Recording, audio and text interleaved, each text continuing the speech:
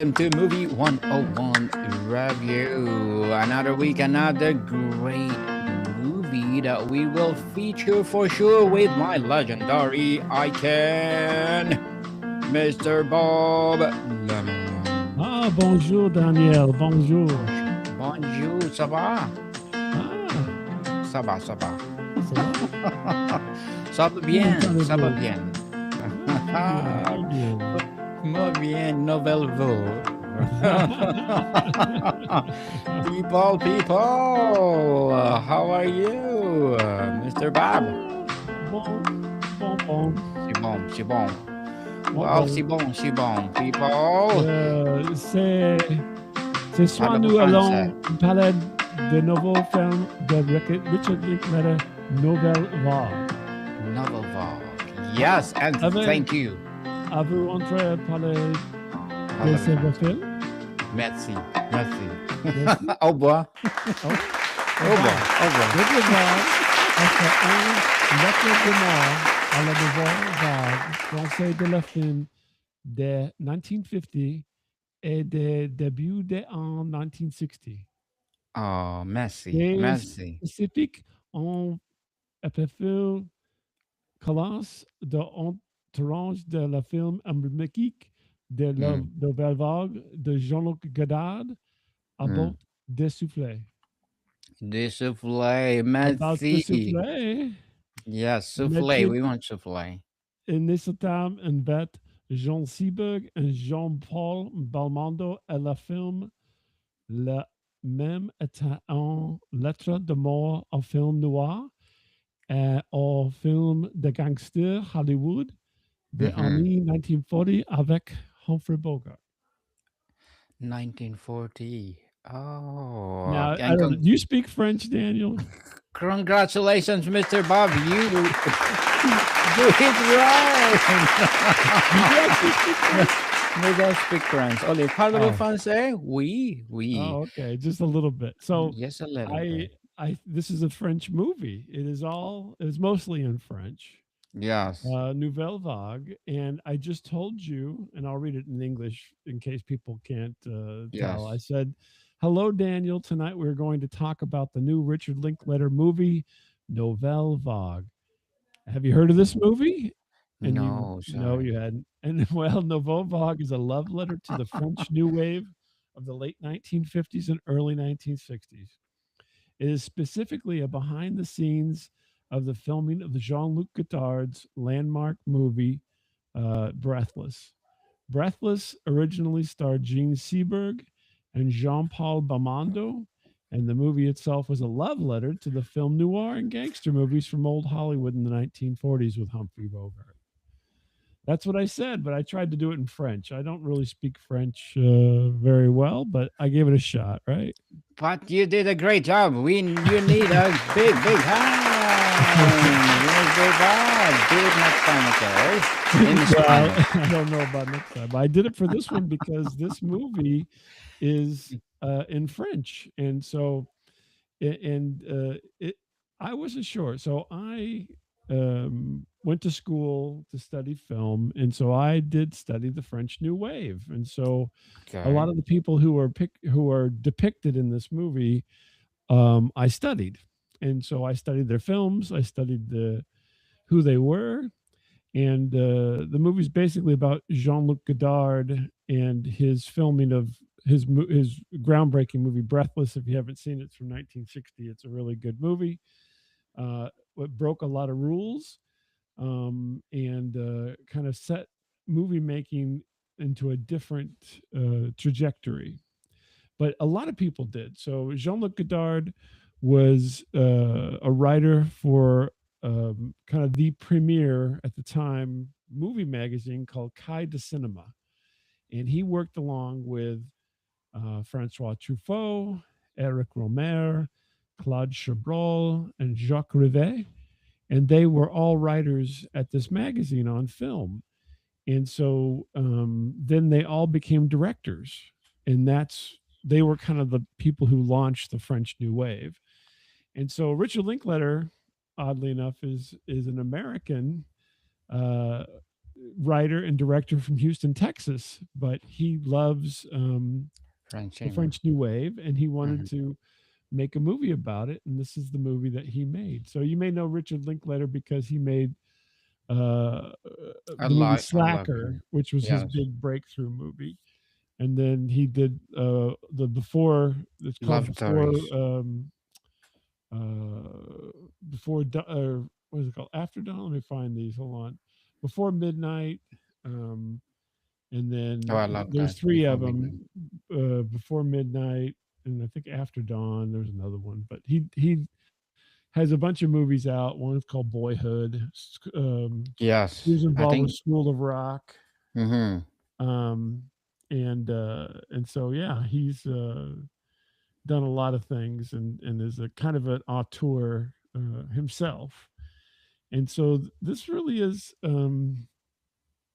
I thought it was a fascinating movie. It's very slow. It's a very European movie, so most people probably won't appreciate it. But it stars Guillaume Marbeck as Jean-Luc Godard, Zoe Dutch as Jean Seberg, and Aubrey Dulon as Jean-Paul Belmondo. And then also it has other people, Francois Truffaut. There's a person that plays him, and so forth. And so, but it's about how Jean-Luc Godard. This was his Breathless was his very first full-length feature directing job. And so what they did is they followed. They did um, a representation, I guess you would call it, because they didn't actually weren't there, but they recreated scenes from Breathless and how they shot it, which was way different than how they shot movies previously in that time period. And so it was really quite interesting to kind of go in a way behind the scenes and see, kind of the thought process for this movie and how it came about. And Jean-Luc Godard was a writer, and but the funny thing was this movie really didn't. Breathless didn't have a script, and he made it up as he went along. And everybody, the two main actors here in the poster that you see there, that's Zoe Dutch playing Jean Seberg and Jean Paul Belmont, um, are thought this was going to end their careers. They thought this is so horrible that this is the last thing we're ever going to do. But they went along with his vision, which was his process was way different than anything that anybody else had done at the time. And but the movie itself, like I said, it's a French movie. It's all, even though a guy from Houston directed it, Houston, Texas. It is mostly in French. There's only a little bit of English because Jean Seberg uh, was actually an American actress who was living in Paris in acting and then became herself quite a big star in America. She died very young at the age of 40, but she was in several movies prior to that and was a big star. And there's actually a movie called Seberg all about her because Hmm. she was such a big star at that time period. And Jean Paul Belmondo, he became a huge star because of the movie Breathless. And so it's kind of an interesting peek into the filmmaking process, in 1960 or actually 1959, and the lengths that they went to do what they did, and how no one believed Jean-Luc Godard. Everybody was against him essentially. They're like, "This is stupid. You're doing stupid things. You're wasting money.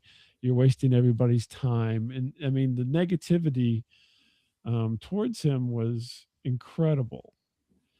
And he said, "No, this is what you have to do. This is what we're doing. I'm not going to do it differently."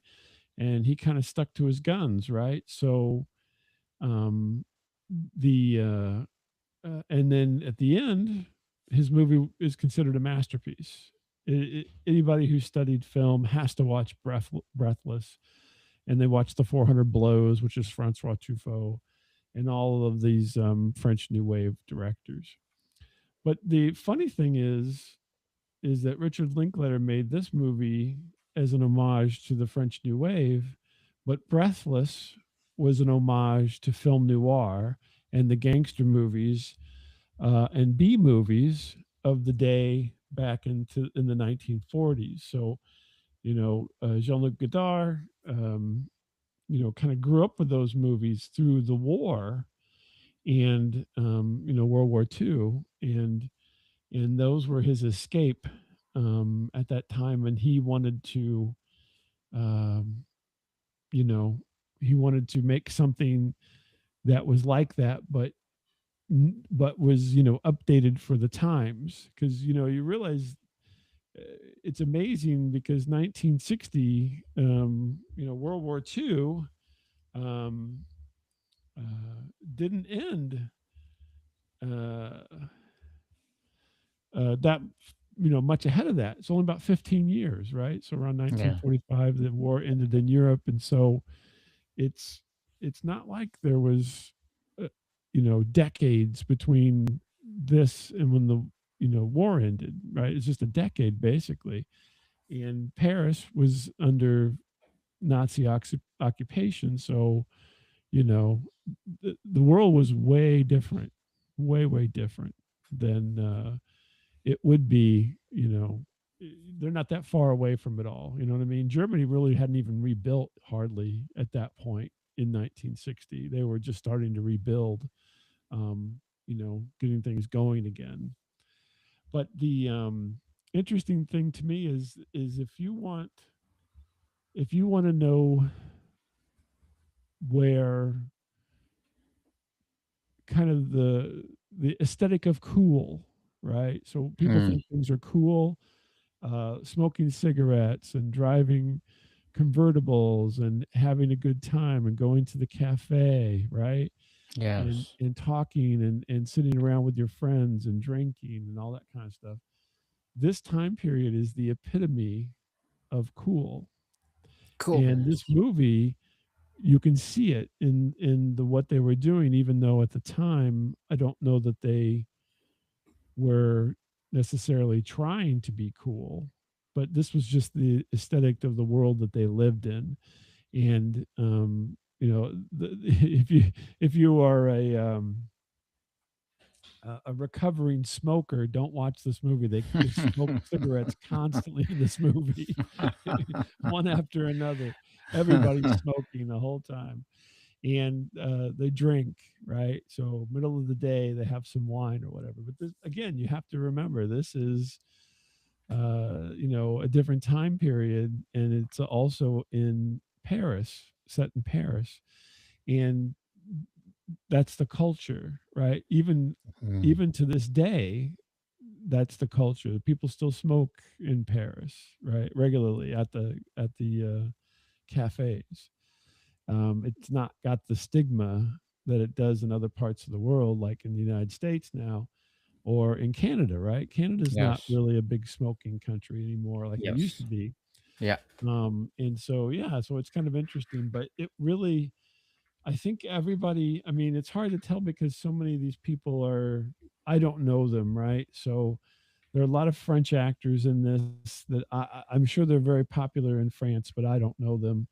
The only American in the cast was Zoe Dutch. Now, Zoe Dutch, you may or may not know her name. She has been in a lot of things, but she's probably most famous for being the daughter of uh,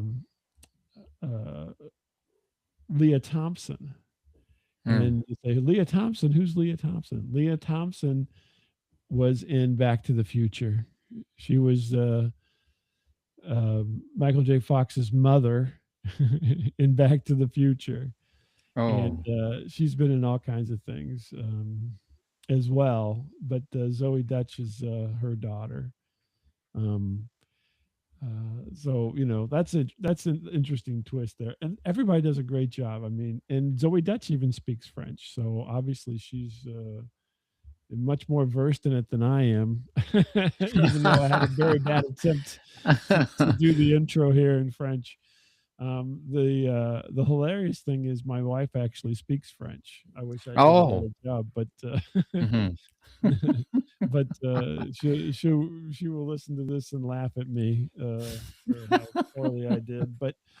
Um, but no, it really is a fascinating behind the scenes look at how these movies were shot and how different they were at that time period and how they've influenced movies all the way until now, right? So Yes.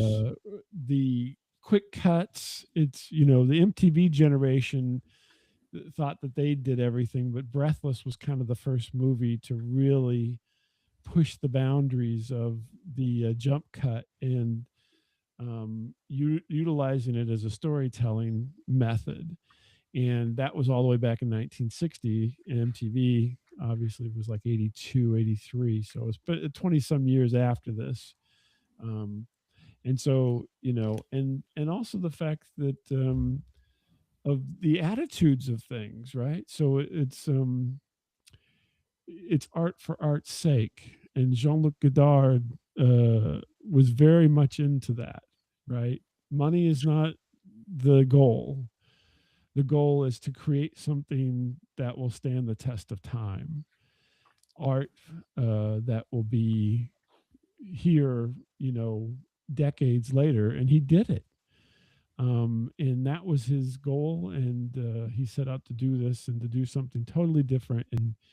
And he did. And I think this movie captures it. It captures that feel of 1960 Paris and being young and free and given the opportunity to do something that no one else had done.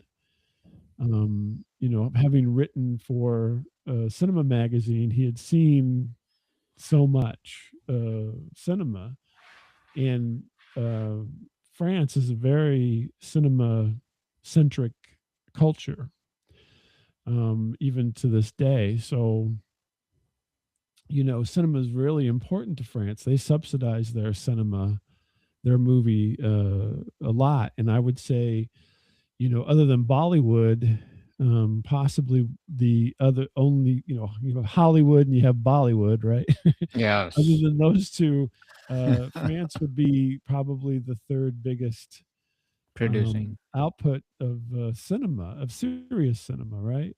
I mean, Yes. UK has their share as well, but I'd say France is probably a little bit ahead of them as far as that goes. If you go Studio Canal and Canal Plus and all these producers of movies, and so yeah, Yeah, I they're mean, the third just with place. all this history and all this background, and you're watching this movie, and it's a very small movie, right? So there are lots of people in it, but as far as the main characters, you see the three main characters in the poster, which is I think beautifully done. Gene Seberg, Zoe Dutch on the left, and then you've got Jean-Paul Belmondo, Aubrey Dolan on the right, and then Jean-Luc Godard is in the center, played by Guillaume Marbeck. And I mean, you just can't hardly get a better composition. And then look what's behind them, right? They Mm. could have went with the Eiffel Tower, but they didn't. They went the Arc de Triomphe, right? I think the That's base just in the only. background, yeah. Awesome. Yeah, and this is Yeah. all. The funny thing is that this is really one of the early examples of what people would call guerrilla filmmaking nowadays. And not too many, movies with budgets, let's say, were done in a guerrilla style. And so they went all over Paris to these famous areas and kind of shot the movie without anyone knowing that they were shooting this movie. Not big crews, not a lot of people. They just were out on the street doing things in a different way, uh, you know, cinematically than anybody had done, and it worked. And it worked so well that Richard Linklater wants to make a movie about it. And What, he did it. 40, 65 years later, if Oh, you can imagine. yes. Yeah. So a couple of let's get into some. This was obviously shot in Paris. There's The whole thing. The because whole thing for sure. because of what it is, and the other great thing about the movie, before I get into the statistical stuff, is that they had so many. I can't even remember how many people, like Francois Truffaut and all these folks, um, in the movie, Eric Romer and Claude Chabrol, that were just little, they would be in a scene just to introduce them, and then he would put their name on the screen. It was a different approach. It kind of a little bit Wes Anderson like, but so that you would know these are the people who made history, right? And Yes. there's so many. I can't even count how many people they were highlighted in this movie just for a moment, right? As the action was happening, because they came in, because they all knew each other, and so then they all helped each other in ways, and so they were like extras in the movie. They had little parts. They played, newspaper reporters and everything else, and they're all at this point now, famous directors and writers from the French New Wave. But let's go to some of the statistics, because I know, Facts. Yes. yeah, I know that Daniel loves to have the facts of things. Why is it This produced by movie was made in Netflix? 2025. Yes. It was released on November 14th, which isn't that long ago, and it is a French movie, and mostly exclusively shot in Paris, which is great because they even had all the old cars and everything, so it really looked good.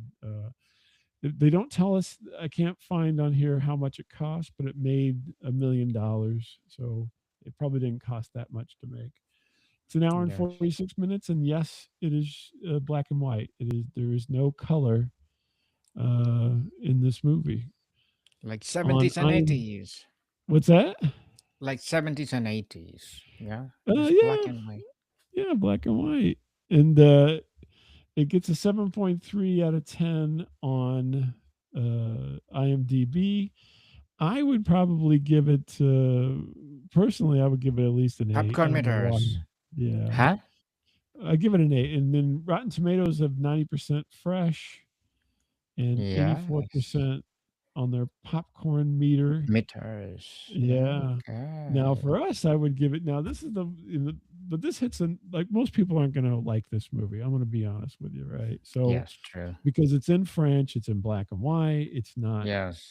contemporary, and so, but it is a really amazingly well done movie about a time period, that is historically extremely significant if you like movies.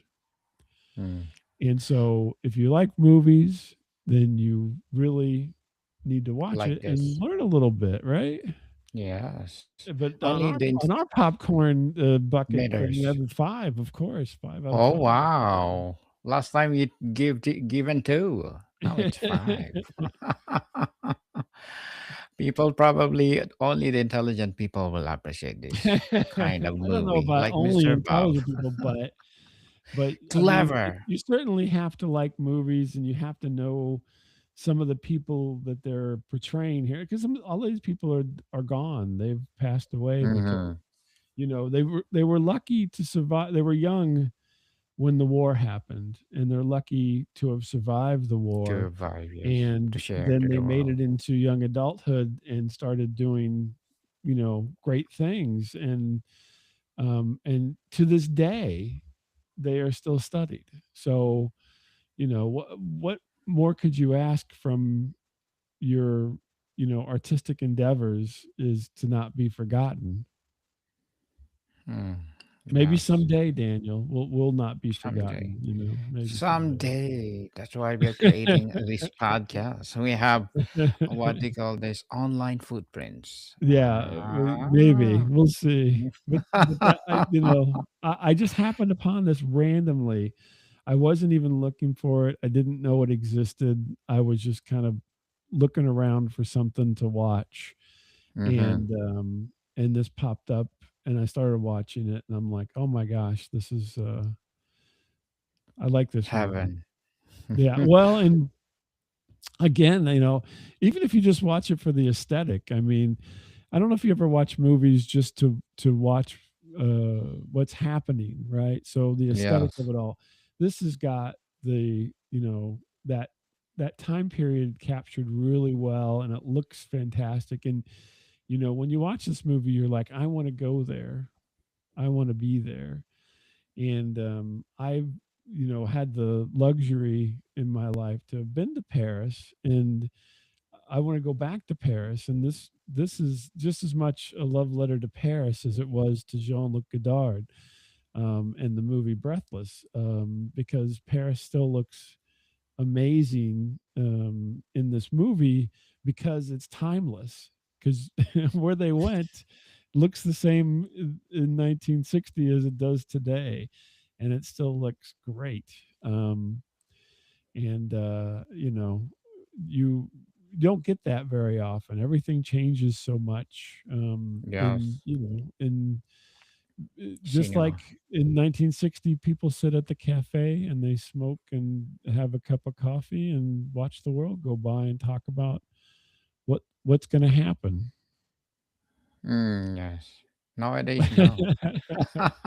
iPhone, phones It's a everywhere. dreamy movie. Mm. Yeah, so I would, if there's any interest, I'd say watch it. Obviously, it's not for everyone, but we talk about the blockbuster movies, and then now we're talking about a very much an art house movie. So we're running the Yes, gamut here, Daniel. definitely. Train And back from any the kind of beat, genre.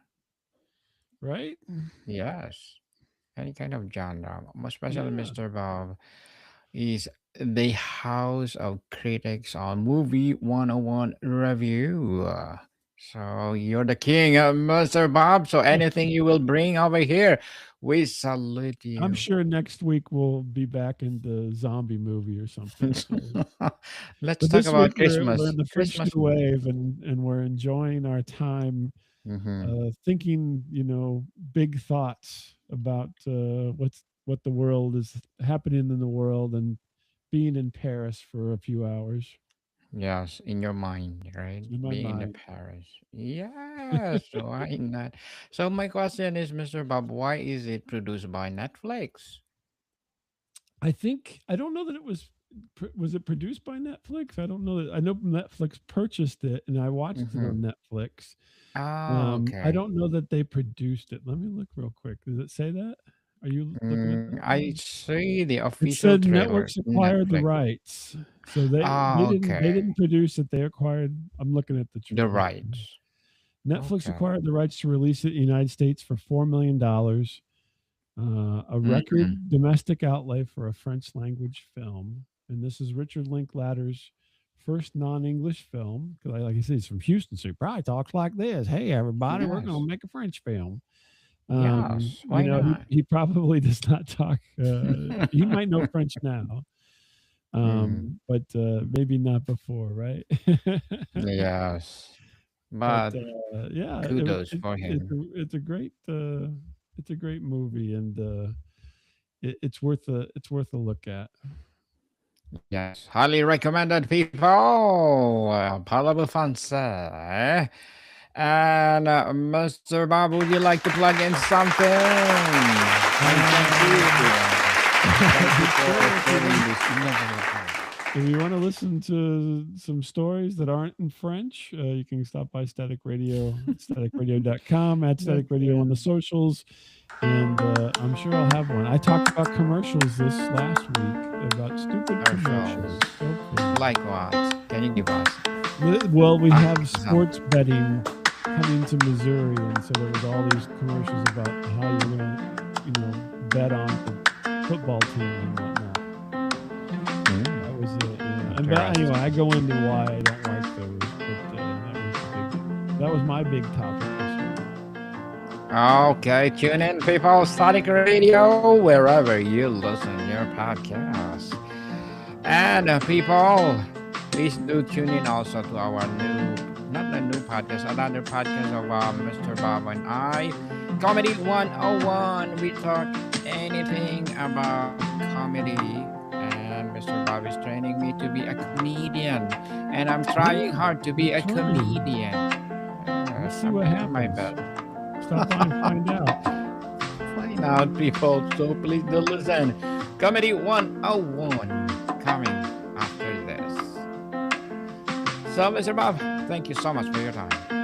Thanks, Daniel. Take care. Yes, more to come, people. See you soon.